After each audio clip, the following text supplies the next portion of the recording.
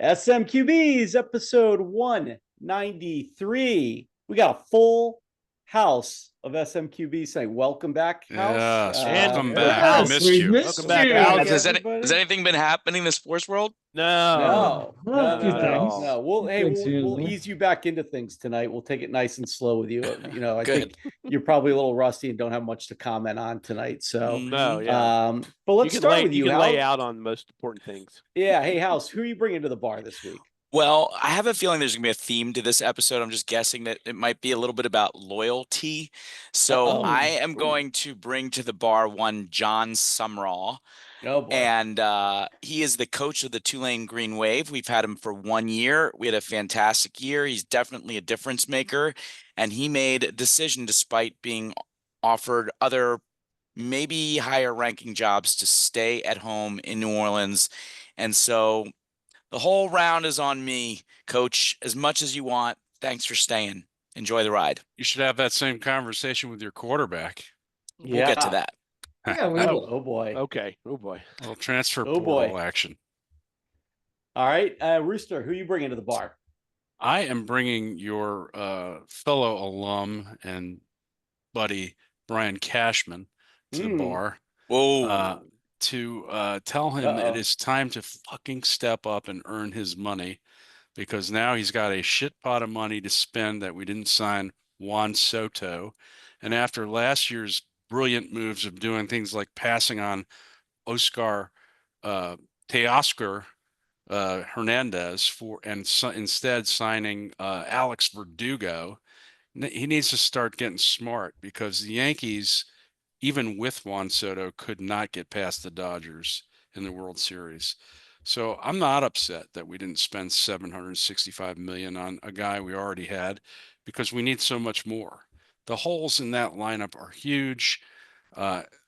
This offseason, you're going to see them get rid of LeMahieu because he can no longer play third base.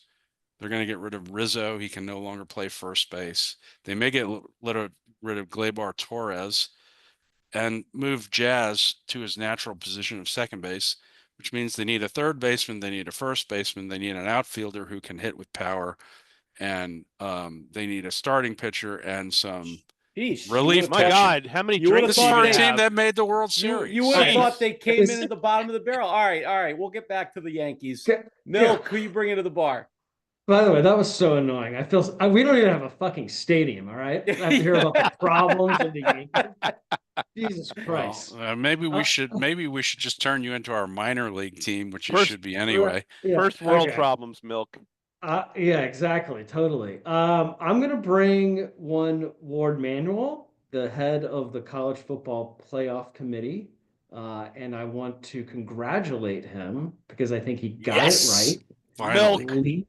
You and I have the same one, Milk. Go ahead.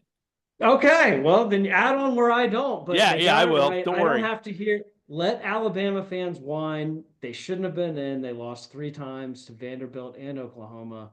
SMU should have been in the playoff. They played their hearts out against Clemson. Should have won that game. They were going to win it if not for a 56-yard field goal miracle. They should be in it. They got it right. I love this play. I'm excited for this playoff. It's going to be awesome. December 20th game start. Let's go. All right. Good job. I'll buy him. He's going to get hammered with us, Milk, because I'm going to buy him a shot, slap him on congratulations. Look, I want to hear if he would. I'm about to throw up in my mouth here. If he'd spill the tea on what happened on the final deliberation between SMU and Alabama, because that would be fascinating to know who the committee members were, how the initial vote was, how it all finally came out. I mean, we'll never know, but God, would you love to be a fly on the wall in that final meeting? Absolutely. All right. I know. All right. And then I had a few people that I was thinking about bringing. I was thinking about Toto Wolff. I was thinking about Zach Brown. We'll come back to some of that stuff later. But I got it based on the latest headlines I'm seeing. I want to bring Bill Belichick. UNC. And find out what's going on, what he's thinking. How the mighty have fallen. What in the world? I'm very curious to know what's going through that man's head right now. because he's acknowledged he's talking about the job with UNC. I don't know. Is that going to actually happen? He's No talking way. extensively with them. Yeah. That would Wild. be shocking. But at the same be time, so he's weird. putting out the word that he can't believe no NFL team is contacting him. Well, because Well. Mark McCarthy still has a job. No, look, Yeah. I mean, there are some ties with Bill to SMU. I mean, to UNC. I'm not sure. All I of know, them, Pope, but this is very confusing for you. yes, We've it talked about is. Alabama. I need SMU, my UNC cast of now. characters. Yes. But the Inside Carolina people are reporting they think it's a done deal. They think he's coming. Talking about Matt Well, Miller. Wait. We got to get to Matt Miller and find out about Right, this first. yeah, I Hold don't on, listen- I don't hold on. listen to Pope, Matt Pope needs to Miller make a is. quick wardrobe change. Just a minute. Yeah. Yeah. All right. Well, let's move on. Hey, usually we go and talk a little football to start, but I think we should at least address the signing of one great Juan Soto. House, do you have anything to say about this? Oh boy. I mean, look, I don't know if it's been discussed on the pod before that I think the whole thing with Soto is a little overblown. He's a great, as I think Rooster put it best, he's a great offensive baseball player. He's actually a pretty poor defensive player. And I think And he's a poor base runner. He's a poor base runner. I think he's a pretty great setup to a guy like Aaron Judge or a guy like Bryce Harper or the other players that were on the Nationals. I don't understand this guy. I just don't get it. There's by now everyone knows we're not breaking any news here, but this whole thing, and he was kissing the Yankees uniform at the end of the World Series, and he was saying how he loved Aaron Judge and playing that and all this BS. And at the end of the day, what separated the two deals was $3.5 million per year and $5 million over the whole life of the contract. There's no deferred money. And as somebody, there's a Yankees fan in my office today that said to me, you want to know something? In 2030, Juan Soto is going to be batting DH for the Yankees. So, like, who cares? There's an opt-out clause. There's an opt-out clause in 2029. Like Rooster said, the Yankees can get Alex Bregman. They can get Max Fried. They can get Teoscar Hernandez. There's all these other folks that they can fill in. Juan Soto Corbin Burns is still out there. That's who we really need. Juan Soto is one selfish, betraying dude. Like Whoa. he is one This selfish, is betraying dude. such a bad take. Such a bad take. Listen, I know you are Mr. Glazer for Juan Soto, but you are also somebody that's about loyalty to team. Like this has bothered you for a long time, Bison, about people who don't stay true to the team and go off. Why are you not criticizing this guy just abandoning his team over a few $1 million? What about Scott Yankees. Boras? What about Scott Boris's role in this? Yeah, for him I mean, too. why? Does he not have an obligation to talk about history with his clients? I mean, look at the history of the Mets. Like I always say, the Mets are the Mets. They will figure out a way to fuck this up. I mark my words. They're going to be bad again soon. And if he doesn't opt out, he's going to be compared to Bobby Bonilla someday because he's going to be an old offensive player who they cannot put out in the field. So you talk about loyalty, though. I mean, do you realize this is the first time in his career he's been able to pick where he's going to play baseball, right? Sure. He's been But traded. he made the wrong choice. Well, Yes. you think Nobody that chooses because the you're a Mets. Yankees No, fan. nobody Well, chooses the Mets over the Dodgers, the Yankees. Listen, Or when the was the Red last time Sox, the for that Yankees matter. won a World Series? I mean, this idea that he needs to stay with the Yankees is like it's like irrational Yankee exuberance. Like You said he needed to stay with the Yankees. I think he looks two good in shows ago. pinstripes. I know. I think he should have. But I mean, the idea that like it's some like betrayal of history. I mean, the Yankees haven't won a World Series since It's not the when? history of the Yankees that I'm talking about. It's the history of the Mets. Well, hold on. They suck. They were good were at the the- end of last year, and They were that's the it. NLCS last year. Yeah, at the end of last year, they were good. but historically they're terrible. They're not well run. They destroy their starting pitchers, and they find a way to lose. They just do. Rooster, Jeff Bison said that Soto, most likely came down to Soto saying, when I look at these two teams, the Mets have a brighter future than the Yankees. Is that a valid argument? I mean, why You just said they have to cut the entire team and start over. I mean, Judge is 33 and Cole is, they have aging players, but still. Right. Okay. All right, They also have Rodon. I mean, if they pick up somebody like Corbin Burns or Max Fried as their number 2 and Rodon as their number 3, suddenly you're looking at a powerhouse starting pitching rotation. Big question is going to be, do the Mets sign Pete Alonso? Right. No. Well, I don't think so. In fact, ironically, I think he might end up in Washington. But if they do sign him, to the Rays. No, he's not going to the Rays. But if they do sign him, that'll put together a pretty good 3-4 spot in the lineup. But House, I know you don't appreciate Soto, but I want to give you a couple comps for him because you really don't. You're gonna give stats. I'm going to say that they're great. They're great stats. They're great stats. I mean, like, I'm talking about they're not the just person great now, stats. not the player. He's comparable in so many different ways. These are just some of the players that he's comparable to: Ted Williams, Mike Trout. Both of them played for one team their whole career. FYI. Ken Griffey Jr., Mickey Mantle. I mean, these are guys, A-Rod, that you can find different stats and match up where he is in his career, by the way, at the age of 25 or 26. And there's a good argument that he's every one of those players. I mean, this guy was clearly going to get what? He was so he got $760 million from the Yankees. So what's your point? Why does he have to stay with the Yankees? He was there 1 year and he got traded to him. Why would you go to the Mets? Why? To play with For Francisco the reason Lindor? that Milk just said. Oh my God, Lindor, if they sign Alonso, I mean, they beat the Phillies last year. They knocked the Phillies out of the playoffs. Yeah, the Phillies had pitching problems. The Phillies had real pitching problems. They do want to bring Alonso back. They've been pretty clear on that if they can. But this brings me to another thing that I have to just address because I'm a little bit on Milk's side here, notwithstanding the Phillies payroll.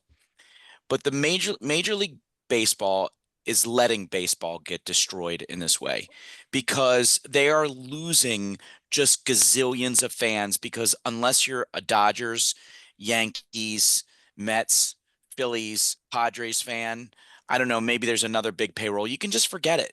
That your chances are 1 in 50. You can just forget it. And Major League Baseball is allowing this to happen. And if it's so funny. They're doing all these stupid ideas that they're coming up, like the golden at bat and the ghost runner on second. Like, how about parity? How about putting some restraints on payrolls that allow you to have what other sports have that is the reason why people are turning on the television now more than ever to watch basketball or football, and why baseball is dropping? Because if you're not watching the Dodgers, Yankees, Mets, Padres, Phillies, like, who cares? That's a good argument. Now, I'll agree with you on that. I have to slightly disagree there. I'm sure you do. No.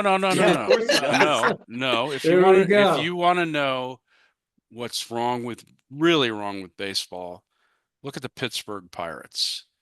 They have an owner who does not try to win. He reminds me of some of my former law partners whose business plan was just to show up and make more money at the end of the year than they actually bring in because of the other partners who are working their asses off. That's the Pittsburgh Pirates. Whoa. That's the Chicago White Sox. Like Phelan's LinkedIn for his pirate firms. No. Rooster, that's true. There are teams like that. They shouldn't be allowed to get away with that. They shouldn't be allowed to own a team if that's their business. No, you're Phelan, you're right. I mean, you're right, Rooster, about this. Like, I mean, there are teams that aren't trying. So you've got the problem on both ends, right? This is a sport. Yeah, but it's cool to blame the Yankees and the Phillies and the Dodgers for all your problems.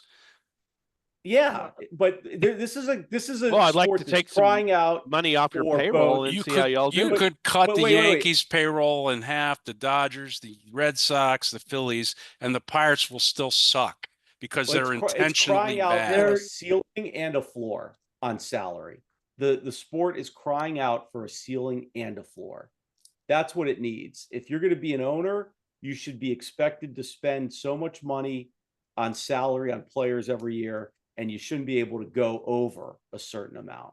I mean, for crying out loud, there's even a cap, a spending cap in Formula One racing now to keep, to help with parity. So, but you can definitely make the argument that there needs to be a floor too, and I'm on board with that. All right. Anyway, this whole BS that the Mets have never gone after trying to do something yet they've tried and failed, which is Rooster's point. Like they're gonna Met, like they brought in Scherzer and they brought in DeGrom and they brought in Verlander and they the other thing. And before that, it was Frank Viola and other washed up pitchers who were once great. DeGrom was homegrown, wasn't he, with the Mets? I think he might have been. That's true. Yeah. But they paid him. The other thing you got to remember about the Mets and their history, though, is they've got a new owner now. Steve Cohen came in and bought the team from the Wilpon family, and he's been trying to get them to compete as a New York team should. And he had a pretty good year this year, getting to the NLCS. So I don't know. I mean, I just think, where was the outrage last year when Ohtani left the Angels high and dry and went and signed with the Dodgers? I don't remember, House, you coming out and talking about loyalty and Milk's always been on this. I don't know. But well, wait a second. I mean, that's a fair point, but I think Ohtani tried to make it work there. Like that team was not going in the right direction. Right. I mean, the Yankees were just right there on the edge of winning a World Series. And we started the show off tonight with Rooster saying how they have to get rid of the entire infield. They may not be back there in a decade. They may not get back to the series in a decade. Well, not a decade. You play what is the goal of playing for a Major League Baseball team? To win a World Series? Yeah. Right. Okay. So if he thinks what was it, 4-2 in the Dodgers series? Yeah, and they could have easily won a third game. They blew it. Absolutely. So maybe Cole he's sitting there going, I think I'm the missing link to potentially get to the World Series, and I don't think that maybe the Yankees are getting older. Maybe he doesn't like their pitching staff. Maybe he hates their infield. I don't know. Or their coach. I think that's a big part of it. He sucks. Milk, it's a preview of the future of this very pod, but you are on record, at least in the college football context, of not blaming guys to want to go after getting more money from teams that have a better chance of winning. How do you reconcile that with blaming Major League Baseball for letting teams spend all they want to get whatever players they want? Yeah, this is how we cross-examine. Next question. Let's go. The answer is if it's not his team, it's good. Right. Yeah. Exactly. Well, I mean, I would say look at the NFL. I think the NFL does a really good job with creating parity and excitement, and Major League Baseball could take a page out of the NFL. For sure. Right. Yeah. All right. Let's talk about something a little less controversial then, and go and move into college football playoffs and what's going on in the state of the college football game. Pope, Milk, I mean, I got one question for you guys. You're the two, I think, traditionally the two biggest college football fans on self-identified, no doubt. Yeah. My first question is, are you excited about the playoff? Because I was with some Georgia fans on Friday, and their feeling was like, I think the SEC championship ticket was like one of the cheapest tickets to get in a long time, because people aren't that excited about that game because of the playoff. Sitting where we are now, is the 12-team playoff good for college football, or is it too early to say? That's great. Great for college football. Means that it gives so much more excitement to the regular season games.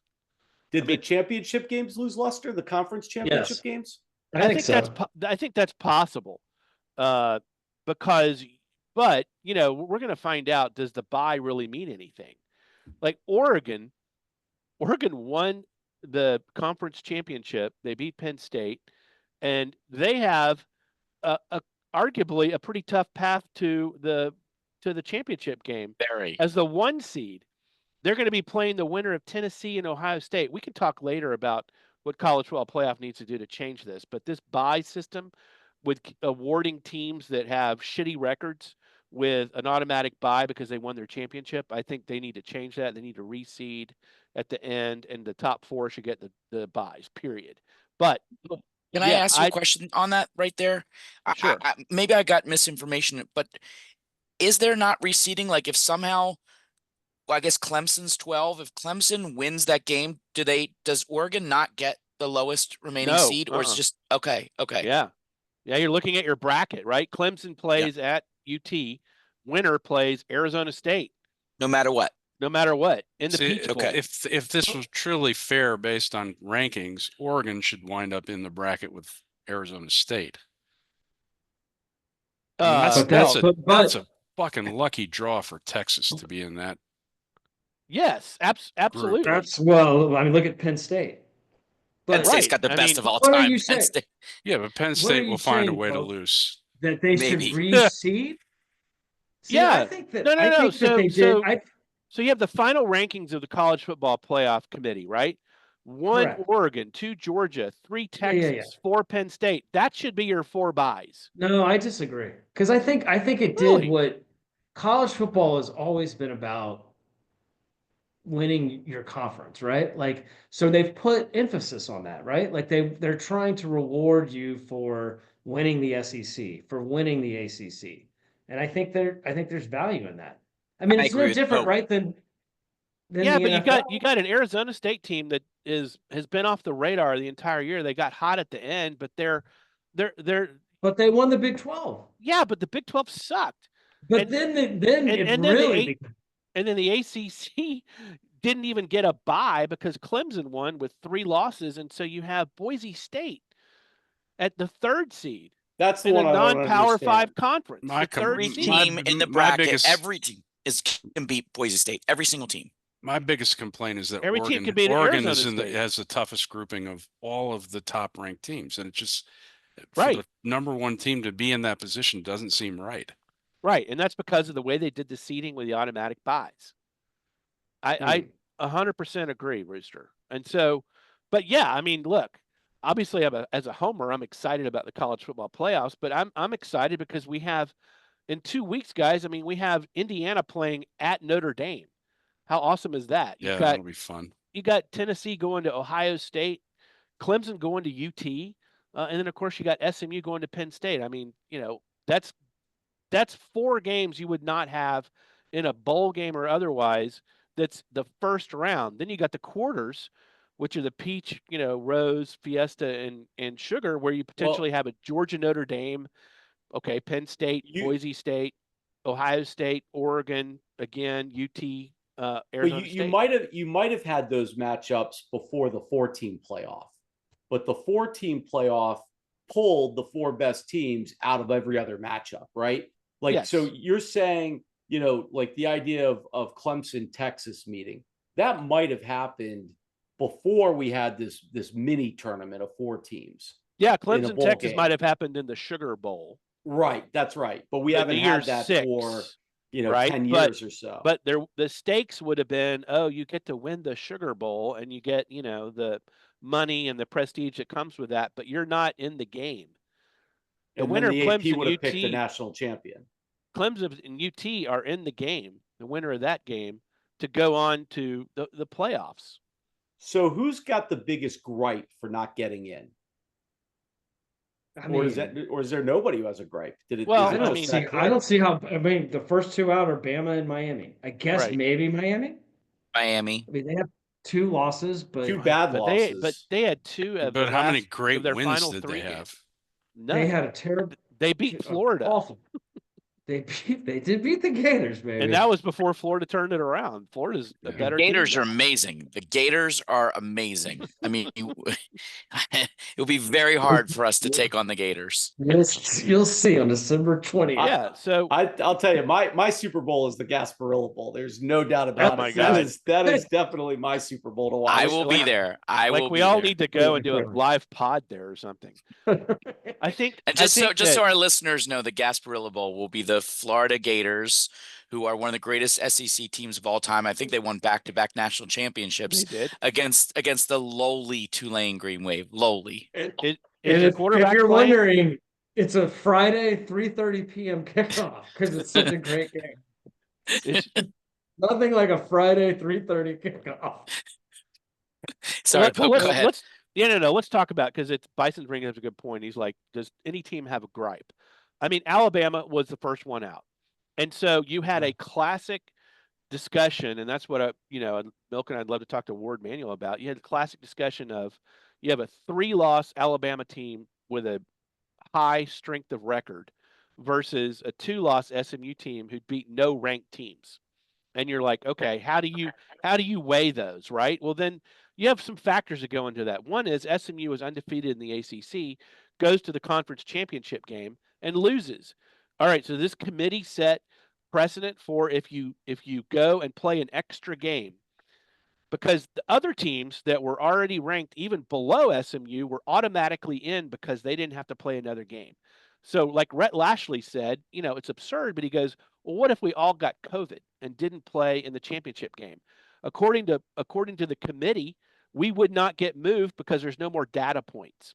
So the next data point is conference championship game. If you lose that, but you're ranked in the top 12 going in, the committee's like, all right, we're not going to penalize you. Now, that being said, behind me is the catch that SMU, made at the very end of the game with 16 seconds left. And I think that put them in the college football playoff, because if they don't come back and at least tie the game and lose on a miracle 56-yarder at the final play, I don't think SMU goes, because you can say, well, the eye test was SMU couldn't stay on the field with Clemson. But for that fourth quarter comeback, I think they would have been out. So lots of variables go into it. Alabama, South Carolina, Ole Miss all had 3 losses. They all had their own reasons to gripe. No question about that. Who is? I'm curious. I want to know one team that somebody thinks could make a run that would surprise people. Because I have one. I think Notre Dame. I think Notre Dame could make a That run. would be my pick too. Notre Dame has no chance. Notre Dame best team they beat was Army, right? Unless Beck is out. Yeah, unless Beck is out. Beck is out. He's a He wild card seems anyway. to be out. He wasn't great all season. I mean, he's up and down. That's why I think that Notre Dame could make a run. I think Beck and Ewers for Texas really hurt their NFL draft standing this season. They were both talked about as number 1, 2 quarterbacks early in the season for the draft, and now they're lucky if they go second round. I mean, you could see Penn State making a run. I kind of like my dark horse to win the whole thing is Tennessee. I was about to say Tennessee is the one to me that potentially could make a run. I could see them knocking strong. off Oregon. Interesting. I I think they have Ohio State. They have a freshman quarterback though, which in the big stage kind of hard to know yet. Oregon has so much firepower. They do, but their defense, I don't know if their defense is comparable to Georgia or Texas. I don't like how the second round games are not at the higher seeds home stadiums. Those are going to be the traditional bowl games, right? Yes. Right. I don't. So are those like New Year's Day games? The second round? Yeah, their New Year's Eve is Fiesta, and New Year's Day are the other 3. I mean, Boise State should be hosting a playoff game. That would be amazing. On the blue Because field? you wanna see the blue on the blue field. field. They're not. It sucks. Are we Right. going to be watching pitchers and catchers report before this thing is over? When does No, this it's thing over. actually end? It's over January 20th.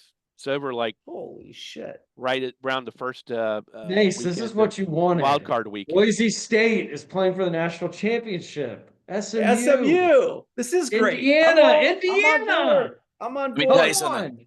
Penn State is playing that game against SMU, and they've reserved it as their whiteout game. That Oh, is yeah. going to be a spectacle on And television. by the way, that the place is going tickets- to be 111,000 people wearing white is going to be at night is going to be crazy. Tickets will. were under $200. Really? Where? Where at At Penn Happy State. Valley? Yeah. Wow. Yeah. Somebody in Well, my I office mean, bought them. I'd be curious what the ticket prices are, in Austin. What are they in South Bend? I mean, I don't know. First round. I have University of Texas friends. You may know them who are holding out. They're going to go to the game in Austin, but they're holding out till semifinals and final. I mean, they're confident. I'm not sure they're going to go to all the games Right. or plan on No, going yeah. to all the games. There are Yeah. a lot of great I mean, stories. that is 4 games. All right. There are a lot of great stories in some of these games. I think the Ohio State coach may be playing for his job. Literally, Yes. Ryan Day. I think Notre Dame, after an embarrassing opening game loss, has not lost since with a very, very popular coach. Indiana, who's always been like an also ran from the Big Ten, is now in this thing. They And the haven't beat Arizona anybody State. either. The Arizona State team has a running back that no one's talking about that could really have easily been a Heisman candidate, like a legit Heisman candidate. So one thing that I love about this playoff is that we are going to be watching football of teams that we don't normally see. We're always seeing the Georgias and the Texas and the Clemsons and the Notre Dames even, but we're going to be watching some football we don't Alabama. normally get to Yeah. see. And Alabama, who I'm so glad Well, we're not seeing. we'll have a lot more time to talk about Right. the college football playoff. So we'll be watching this, but it should be fun. And you're right. I do think this is good. So, all right, let's move on to the NFL Week 14. Rooster, what did we learn? What was fun? Very, very consequential games, week 14 and coming up in week 15. What we learned is it's not just the NFC, or I'm sorry, the AFC North. That's a really competitive division, but the West in both conferences has a hell of a year-end schedule coming up. Kansas City, of course, clinched at 12-1, but the Chargers and Denver are both 8-5. Either one of them can go to the playoffs. The Chargers looked really good against the Chiefs last night, lost by 2 points, and could have easily won that game. Milk, could you give us your thoughts on the Chiefs winning that game, by the way? I'm done with them. Freaking done. Done. It's You realize- unbelievable. Do you guys realize that's the 15th straight 1-score game that they have won? They've been in one score differential. It's amazing. They've won out of that in a 15 fumbled- straight. They Gosh, lost most snap. of those one-score games. They would be, I saw they would be 2-11. They'd be the number 1 seed to get the overall pick. And they're by the skin of their teeth, they're almost the worst team in the NFL. Unbelievable. God, I've that's never seen wild. anything like it. The magic's going to run out, guys. It's just And, they're not that good. Sorry. no. And in the NFC, the Rams played the game of the week, one of the games of the week anyway. I mean, the Green Bay Detroit game was pretty damn good. But the Rams put up 44 against Buffalo, who scored 42. And so now they're 7-6. Seattle is 8-5. The Rams are playing San Francisco next week, and Seattle's playing Green Bay next week. So like I say, week 15 is very consequential in terms of who winds up squeaking in the number 7 spot. It could be the Rams who win the division in the end. We'll see. The Arizona had their chance, baby, and they blew it. They got smoked by Seattle. So Arizona could have been 7-6 along with the Rams, and Seattle, if they had lost that game to the Arizona, would have been 7-6, and you had a 3-way tie in the NFC West. But Seattle stepped up without their best running back, Kenneth Walker, and ran all over the Cardinals. What do you got? What did you guys take out of this week? I thought it was a very consequential week, and you saw some teams that have been down show that they really are solid, good teams, like San Francisco, now that it's healthy, put on a show against the Bears. Too late. Too late, but You don't want to I be don't- playing them at the end of the year either. No, you don't want to be playing right now. You don't want to be playing the Rams, the Buccaneers, or the 49ers. You do not want to be playing those teams early in the playoffs. Milk hates Thursday night games, and yet we got another incredible Thursday night game this week with the Packers and the Lions. Yeah. I mean, that was just a throwdown. That was an incredible game. And man, that Dan Campbell, he does have some balls. I mean, God, going yes. for that fourth down Yeah. play. Yeah. That was Can we And all- did the home team win? The home team won that game. Just Yeah, the home team won barely. yeah. Relax, man. Didn't Can we cover. Can we stick a final fork in Kirk Cousins? Can we just Yes. stick it in him? Yes, please. Terrible. That sounds Why is he Seven also- interceptions and no touchdowns. Have they announced they're switching? They're No, starting don't to switch yet? it. No, Don't. he said they're not. Stick switching. with them. They are Stick crazy with it. not to switch to Penix. That's great. That's the best news I've You heard just in a while. Keep them. can't go. You You still got to can't play throw them. Penix and into that mix and expect him to win. I mean, that it's just a bad idea. By the Well, way, they guys, also- Minnesota is 11-2, and Yeah. nobody gives them any respect still. Heard some Sam crazy Darnold. thing that other than the Packers, I don't know if this is true. This can't be true, but other than the Packers opening game loss to the Eagles, that the Packers, Lions, and Vikings only losses this season are to each other. They've not lost to any other team in the NFL other than each other. Mhm. So they're just those teams Wow. are in a lot of ways the ones to beat. Wow, interesting. And Minnesota's going to win next week. They're playing Chicago, so they'll be 12-2. Green Bay has a tough game against Seattle, and Detroit's playing Buffalo. I mean, Detroit's That's in. a They've great clinched. game. Detroit Yeah, is clinched. Big Right. loss by Buffalo. Yep. Well, That- as not bad as not the Chiefs are, consequential, though. as bad as the Chiefs are, though, that gives them a 2-game edge now on Buffalo Rams look really good. for Yep. the bye. And how about this looming game of the Buccaneers at the Chargers? These are two teams We that suck. makes I don't think so, Milk. We suck. Did you? How could you say that? Turned the ball over 3 times yesterday. Baker looked terrible. I have no confidence. Well, Evans is still 2-10 rusty, too. team. God, I think the Chargers kill us. You have You're a on top of the division. 71% chance of making the playoffs. How are we not talking about the big game next week of the Steelers at Eagles? I mean, you guys, Ooh. y'all were a fingertip away from losing that game. We had a really bad game offensively in the passing game in particular. I think the Steelers, if anyone thinks they're not for real at this point, they need to get their head checked. The Eagles, That's like, eventually 10-3. it runs out. We've spun off 9 in a row, and I just don't think we match up great with the Steelers defense. And it would be okay with me. We're basically, it's almost impossible. The Lions need to lose twice. We don't beat them in the head-to-head for the tiebreaker, and we don't even beat the Vikings in the tiebreaker right now. So it's almost impossible for us to be a 1 seed at this point. If we had to get a loss to get our head checked out of the way, it should be against the Steelers. I don't know. I have no idea why the odds makers have us 5.5-point favorites at home against the Steelers. I just don't see it. House, I heard Well- I heard some griping from AJ Brown about the passing game, and Yeah. I started having flashbacks Yeah. to last season Mhm. where Locker the room. passing game and the offense started collapsing, and the locker room went, and Sirianni couldn't keep it together. Is there any concern in Philadelphia that this is setting up to be a repeat of last season? I don't Not with think it can Saquon. go. Yeah, exactly. I don't think it can I- go that bad offensively because of Saquon. But I do think when you've got a top 5 receiver in the NFL and you're not getting him the ball, it's either on Kellen Moore, on Nick Sirianni, on Jalen Hurts. Jalen had a bad game yesterday. There were definitely some wind issues.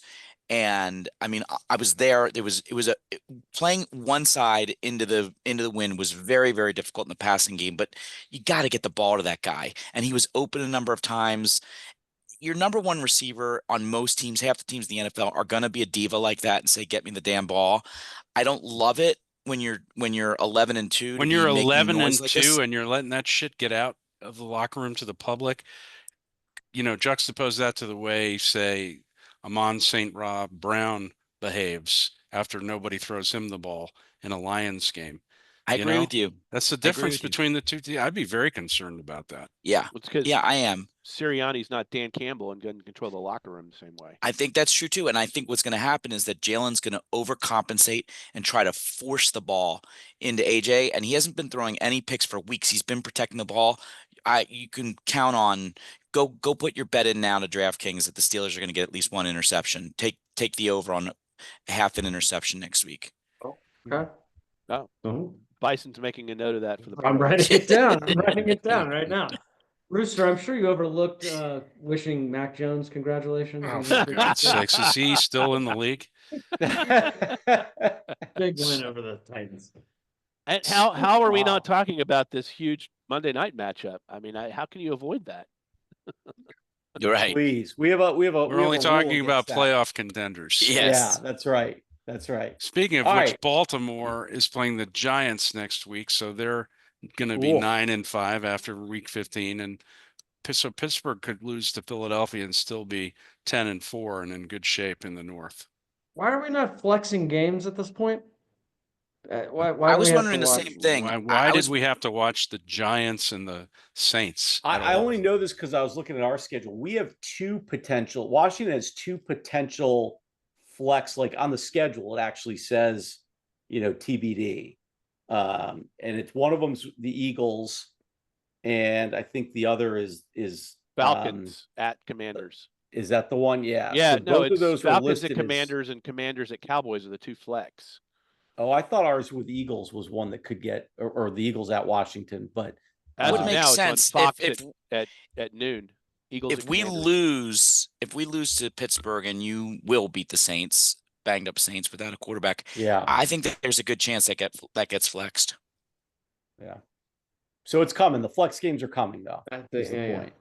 Yeah. That's what it sounds like.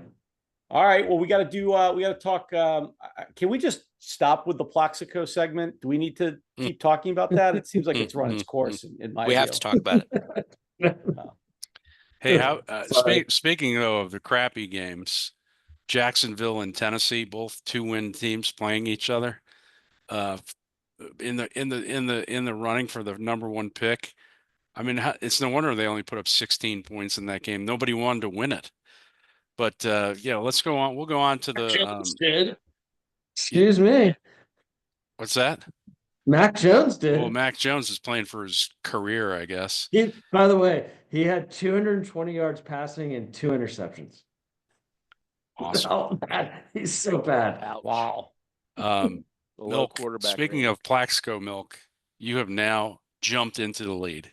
Oh my Yes. God. Oh, Milk is in first place after last week. We had a rough week last with week. a tie. We went 3-2. So going into last week, I was in first place. I picked the Saints against the Giants, giving 4.5, and they only beat them by 3 points. So I got a loss. I'm now 9-5. Milk stuck with the Chargers, +4 against the Chiefs, won that game, and is now 9-4-1. Goddamn ties. Yeah, these ties. Fucking ties. Yeah. Ties. House picked the Bears +4 at San Francisco, and the Bears got blown out. So he Yes. drops to 8-6 and is in a tie for third place with Pope, who picked the Lions -3.5 at Green Bay, and they didn't cover.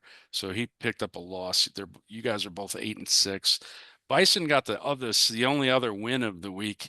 Picked Minnesota -4.5 against Atlanta, and of course they won by a mile.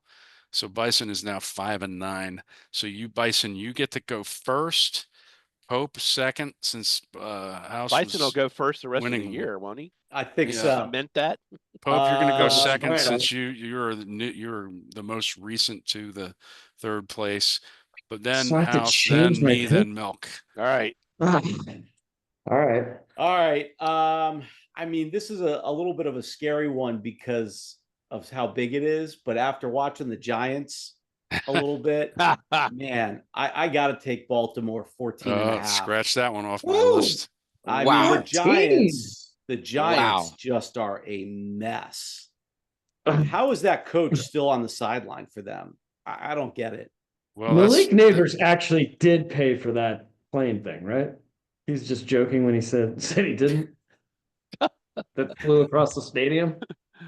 What did it say? Remind us. It said a Dumpster so- fire. something Mara, like, fix Mara, this clean up your building. Mr. mess. Mara, Yeah. clean up this dumpster fire. He Yeah. totally paid for that.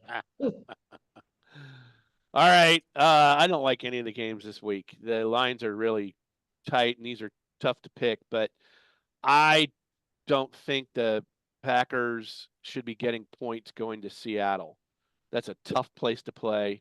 And the Packers are giving 3. So I'm going to take the Seahawks, an underdog at home. Huh? All right. House. Oh, nice. I didn't think I'd have. Okay, so now I've got 2 choices. I have to pick one of them. I thought one of them would get eaten up. Let's see. I'm gonna go. I like the Broncos playing for their playoff life, and I think the Colts stink. So I'm going to take the Broncos at home minus 3.5. I like anything with the Broncos. Yep. Good pick. Yep. All right. I'm almost tempted to take the Giants plus 14.5. You can take it. You can take it. I know, You could right? take them. You could take them. Do it. They just suck ass. so Friends much, don't let though. friends bet drunk. Don't do it. All right. I'm going to take the Vikings minus 6.5 against the Bears. That's a good one. That's a good one. Okay. All right. So I'm up. There's Yeah. one good bet left out there. This is gonna shock the world. You guys never would think I would take this team, but I have seen them over the last 3 weeks overperform. This is turning into a really decent team. You're going to Talking take the about Panthers. I'm taking the Panthers at home. Minus 1.5 against Dallas or whatever you guys have it as. They're just Yeah, running no, that that's game. what I have. I like it. Wow. Give me Carolina. I'm telling you, this is not a bad team. Wow. No, Bryce Young is Wow, wow, progressing wow. Bryce Young nicely. has turned it around for Yeah, sure. he is progressing nicely. Yes. All right. Anything Yeah. else on NFL? All right, listen, we got a lot more ground to cover here, but I'm going to do a real quick. The F1 season came to an end yesterday in Abu Dhabi. The driver championship was decided in Vegas a couple of weeks ago. That was Max Verstappen, but we did have a pretty close, tight battle for the constructors championship, which got even a little tighter on lap 1 when McLaren just pretty much. I mean, if McLaren won, they won the race. They would lock up. There was no way that Ferrari could catch them. But if they didn't, it was going to be close. And it got a little concerning for McLaren when Verstappen spun Piastri out on lap 1, and you weren't going to be sure if Piastri was going to be able to keep going. He did end up finishing the race, but it didn't matter anyway because Lando Norris from the get-go was in control of that race and brought it home. And maybe one of the coolest things about McLaren, first of all, I think they said Lando Norris was 13 days old the last time McLaren won a constructors championship in 1998. But maybe one of the coolest things that shows you it's a team sport is when Lando came in for a pit stop, they brought him in. They had just enough time that he could pit and get out ahead of Carlos Sainz, who was hot to trot behind him. And they turned in a 2-second pit stop. Wow. I think it was one of the top 3 pit stops of the entire season for any team. So the pit stop that mattered the most, they nailed it, got Lando back out on the track ahead of Sainz, and it was just never in question that he was going to finish it out. So that was pretty exciting. Congratulations to McLaren on their first constructors since 1998. The other, big news you had was Lewis Hamilton's last race in a Mercedes, sort of emotional there. I don't know that any of us followed it that closely when he left McLaren and went to Mercedes, but at the time it was not thought to be a good move for his career. And of course he turned out to win 7 world championships there. And it was probably one of the most dominant teams in the history of all sports, you could argue. over 7 years. So that was the end of the season. I think you got to look ahead now to next year and some of the driver lineups. There's going to be a lot of changes. Right now it's Max and Sergio, but there's about a 0% chance that Sergio, even though he's under contract, keeps that seat. So we don't know who's going to fill that seat. Ferrari's going to have Charles Leclerc and Lewis Hamilton joining, which will be really interesting to see how Lewis does in a Ferrari. McLaren, of course, they might be the most steady with Lando and Oscar, and they probably have to be the favorites to win. I saw something that it's been like 10 years or something, or maybe even longer, 20 years since a constructor hasn't won back-to-back championships. So it seems like once you get it together, you're ahead of the field. Mercedes has George Russell now becomes the senior driver, and Kimi Antonelli will take over Lewis's seat. Aston stays the same with Fernando Alonso, Lance Stroll, whatever that RB Cash App Visa thing, whatever that team is. I guess they've got Yuki Tsunoda, and then we're not sure who the other driver is. I don't think for them at this point who's going to be there. So what else then? Haas has Ali Bierman and Esteban Ocon, and Alpine, Pierre Gasly and Jack Doohan, who will be a rookie. And Williams has the big change with Alex Albon sticking there, but also Carlos Sainz joining the team. That'll be a big What a big drop move for them. And then Kick Sauber, I don't know, did Kick Sauber get any points this season? I don't think they finished with any points. They have a whole new lineup in Nico Hulkenberg and Gabriel Bortoleto. So that's your preview for next year. Again, the big one is what's going to happen to Sergio. You watched the race yesterday. I said to Bison a little bit later, it's a shame that Abu Dhabi track is the last track of the year. It is such a visually spectacular track between the sunsets and the night and the buildings there. But the track itself allows for such incredible wheel-to-wheel racing, and we saw a lot of that yesterday. And I think in two of the greatest performances of the season, you saw Charles Leclerc go from 19th to 3rd and Lewis go from 16th to 4th. And, Leclerc had the car behind him to do it. It's questionable whether Mercedes would do that. But, if you ever want to talk about loyalty and staying, Lewis could have mailed that one in. He's switching over to Ferrari next year. He started in 16th place and he kept charging all the way up to 4th. And then you had a guy, Sergio Perez. By the way, passing George Russell, his teammate. Passing George Russell on the last lap. And then you had a guy, Sergio Perez, and I used to love Checo, but I think Checo knows he's out a Red Bull. And I honestly think that he pretty much caused his own bumper-to-bumper accident on the first lap and just pulled out of the race, collected his check, and he's done.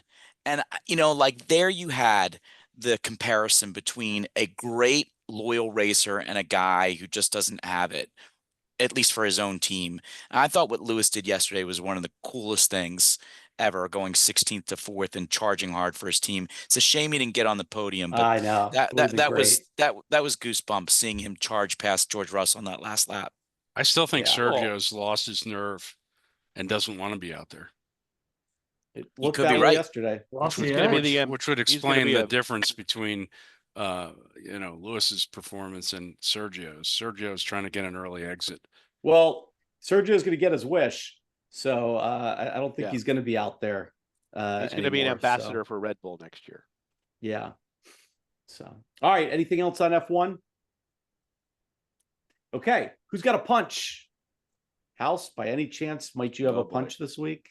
I mean, I have so many punches, but I think this organization has now passed Dan Snyder and whoever else we had as the all-time Dolan. But we've got to punch the NCAA again. I am sorry, but they got the college football playoff part right, but the way this NIL and transfer portal is dismantling college football. I can't punch this kid, Darian Mensah, who was a superstar freshman for Tulane. But and frankly, I think the fact that he was the third quarterback on the roster. John Summerall gave him a chance, put him in a starting spot, and he failed to show his own loyalty to stick by Summerall and stay on the team. You can That's a whole punch him, separate matter. House. You can punch him. I don't think Don't I be can. loyal to him. He wasn't loyal to you. I mean, once he gets to Alabama, then I'll punch him. But Oh, I just boy. want to. Oh, I just. he's I going just to want to say, Oregon. like, is he going to Oregon? I don't know. He'll That's what go. I predict. He'll go to one of the very House best. he was on his computer, on the transfer portal in public, so other people could see what he was doing. Apparently the team knew it before the Army game that Mensa was gone. That affected that too. But all of that blood is on the hands of the NCAA. The timing of when you can announce it, the portal, the money, all of this, you're going to see.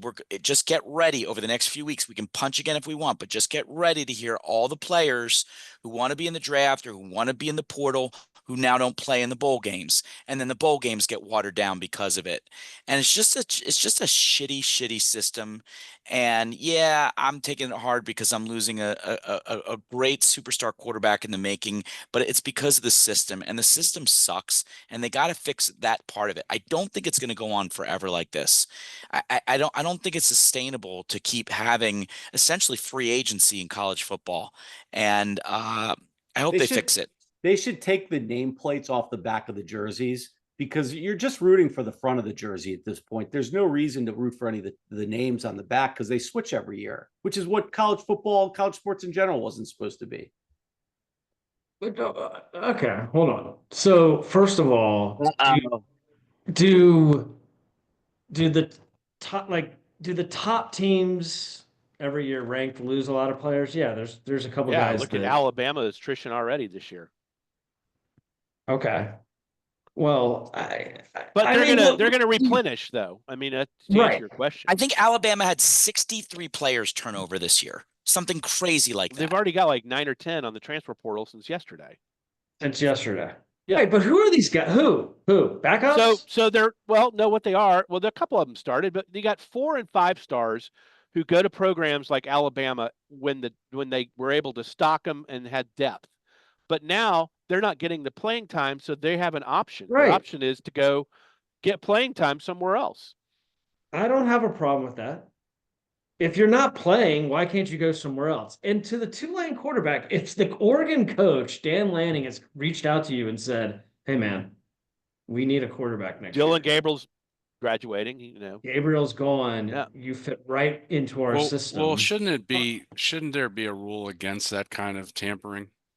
Well, during the season? I don't think that's allowed. Yeah, I mean, I'm not sure if that's exactly what happened. His is a hypothetical. But once you say you're in the transfer portal, then I think all bets are off. Yeah. And you can, by the way, just because you're in the portal doesn't mean you're leaving. You don't have to. We've reached no barriers to entry. Mensa is represented by a kid who was playing baseball for University of Tennessee, Chattanooga 2 years ago, named Skyler, who's like, he's good. It doesn't need to be Lanning. Skyler's his agent. Skyler's going to call him. Dude? He's a dude. That's like Skyler's Tommy DeVito's agent. Skyler's going to call him and be like, yo, I've been checking this out. I think Oregon's got an empty spot. I'll be right back. Man. I got to update. I have to update my website. I'll be back in a little bit. Sorry. I'll be right back. Toby, you need to enlist your boys into being the dudes. Yeah, he's like, hey, bro, how much you think Scott Boras made on that Soto deal? Yeah. There are going to be no barriers to entry. That's what's going to happen. The Skylers of the world. So I'm punching Skyler. That's what I'm punching. Fuck you, Skyler. Punch the NCAA. Skyler. Any other punches? We've got the NCAA and Skyler. Any other punches? I love it. All right. Who's got a lasso? I've been gone for a while, so give me the floor. You have it. Take it, House. I like this thing that Major League Baseball does to get it right for veterans that got passed over when they probably should have made it before. Yeah, here. And I don't know if you guys heard yesterday that Dick Allen and Dave Parker were named, I guess, on this classic baseball era committee, or will enter Cooperstown. Dick Allen, unfortunately, has a pretty ugly history in Philadelphia, and that he came to the team in 1964 when there was still a lot of racism going on. He faced a lot of it. The team treated him really, really shitty. He had a really, really hard time. He was And the rookie of team the year. He was rookie of the year, 7-time All-Star, moved over to the White Sox, became the AL MVP, 2-time home run leader, 292 average, 351 home runs. Just like great, great, great stats.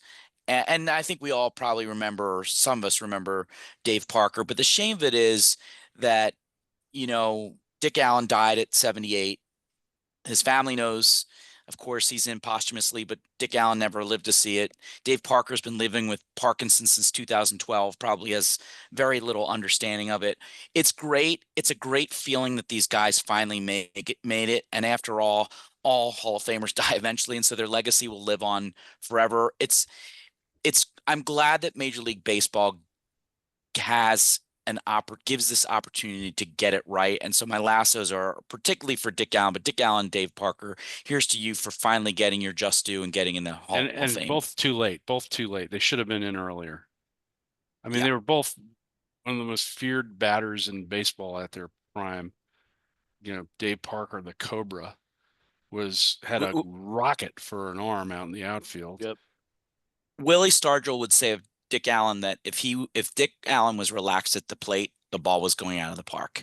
He was really a great, great home run hitter and just an overall very, very good baseball player. Yep. Good for them. Lasso. Any other lassos? Who's got a buzzer beater this week? I got one. The NBA Cup starts this week.